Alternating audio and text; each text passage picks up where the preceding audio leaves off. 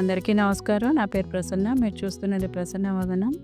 ఈరోజు మంచి hair oil తయారు చేద్దామండి. ఇది జుట్టు ఊడకుండా, హెయిర్ ఫాల్ లేకుండా, ఒత్తైన జుట్టు, నల్లని జుట్టు ఉంటుందండి. ఒకసారి ఈ విధంగా ఒకసారి ట్రై చేయండి. మీరు వందలు పెట్టి బయట కూడా కొనవసరం లేదండి. మీరు స్వయంగా ఇంట్లో ఉన్న వస్తువులతోనే తయారు చేసుకోవచ్చు. ముందుగా స్టవ్ వెలిగించుకొని ఒక ప్యాన్ పెట్టుకొని నేను 1/2 లీటర్ కోకోనట్ ఆయిల్ అండి. ఇది గానుగ నూనె. మీరు పారాషూట్ అయినా వాడుకోవచ్చు.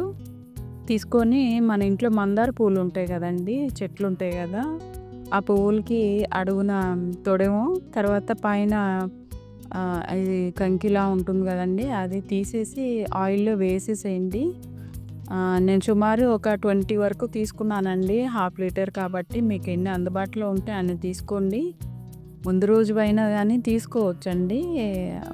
అవి కొంచెం ఎండిపోకుండా ఉంటే సరిపోతుంది. తర్వాత ఒక గుప్పెడు గోరింటాకు, తర్వాత ఒక గుప్పెడు కరివేపాకండి వేసుకున్న తర్వాత, ఇది చూసారా రోస్మెరీ అండి. ఇది జుట్టు ఎదుగుదలకు బాగా పనిచేస్తుందండి. హెయిర్ ఫాల్ కంట్రోల్ చేస్తుంది. మెంతులండి, చలువ చేస్తుందండి. కుదుళ్ళు కూడా బాగా గట్టిపరుస్తుంది. డాండ్రఫ్ తగ్గుతుంది. తర్వాత ఆనియన్ అండి. ఆనియన్లో సల్ఫర్ ఉంటుంది కాబట్టి మనకి చుండ్రు సమస్య కానీ తగ్గిస్తుంది. అలాగే హెయిర్ గ్రోత్ కూడా చాలా బాగా ఉపయోగపడుతుందండి. ఇవేనండి బయట తయారు చేసే ఆయిల్స్ కూడా ఇవే తయారు చేస్తారు, ఇవే వేసి. కాకపోతే ఇవన్నీ మనం స్వయంగా చేతులతో తయారు చేసుకుంటాం కాబట్టి ఇవేం మనకి పెద్ద ఖర్చు కూడా ఏమి ఉండదండి. అదే ఆయిల్ తీసుకుంటే బయట చాలా ఖర్చు అవుతుంది కదండి. అందులో వాళ్ళు ఏం వేస్తారో, ఏం కలుపుతారో, ప్రిజర్వేటివ్స్ కూడా తెలియదు కదా.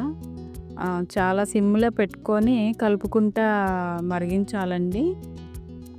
బాగా మరిగించాలండి. మనకి వేసిన ఆకులు కానీ ఫ్లవర్స్లోంచి సారం కూడా ఆయిల్లో దిగుతుందండి బాగా. ఇది చాలా బాగా ఉపయోగపడుతుందండి.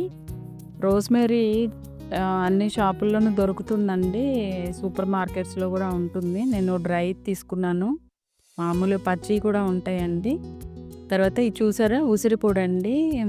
నేను మామూలుగా ఉసిరికాయలు వచ్చే సీజన్లో తీసుకొని సన్నగా కట్ చేసి ఫ్యాన్ కింద ఆరపెట్టి బాగా డ్రై చేశానండి.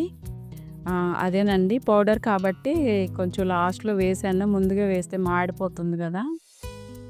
ఉసిరి పొడి కూడా వేసుకోండి, చాలా బాగా ఉపయోగపడుతుందండి.